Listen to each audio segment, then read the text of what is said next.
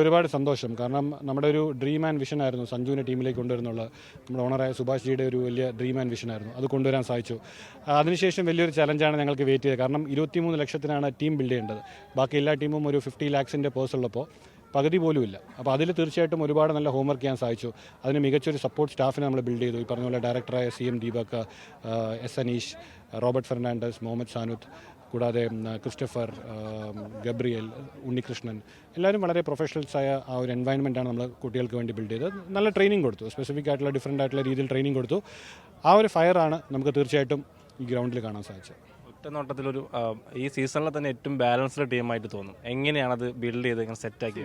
Rolls കൃത്യമായിട്ട് നമ്മളെ ടീമിൽ ഓരോരുത്തരെ എടുക്കുമ്പോഴേക്കും ഞങ്ങൾക്കൊരു ഒരു മൈൻഡിലൊരു കാൽക്കുലേഷൻ ഉണ്ടായിരുന്നു. കാരണം ഇന്ന പ്ലേയേഴ്സിനൊക്കെ എടുക്കുമ്പോൾ നമുക്ക് എവിടെയൊക്കെയാണ് അവരെ റോൾ കൊണ്ടുവരാൻ പറ്റുന്നത്. അത് തീർച്ചയായിട്ടും അതുപോലത്തെ പ്ലേയേഴ്സിനെ ഐഡൻറ്റിഫൈ ചെയ്യാൻ സാധിച്ചു. അവരാദ്യം ടീമിലേക്ക് എടുത്തു.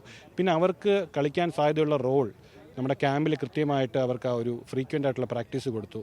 പിന്നെ മെൻ്റലി ഈ പറഞ്ഞ പോലെ മനസ്സിനും മൈൻഡിനും വേണ്ട ഒരു ടെമ്പർമെൻറ്റ് അത് ബിൽഡ് ചെയ്യാനുള്ള കാര്യങ്ങളൊക്കെ നോക്കി.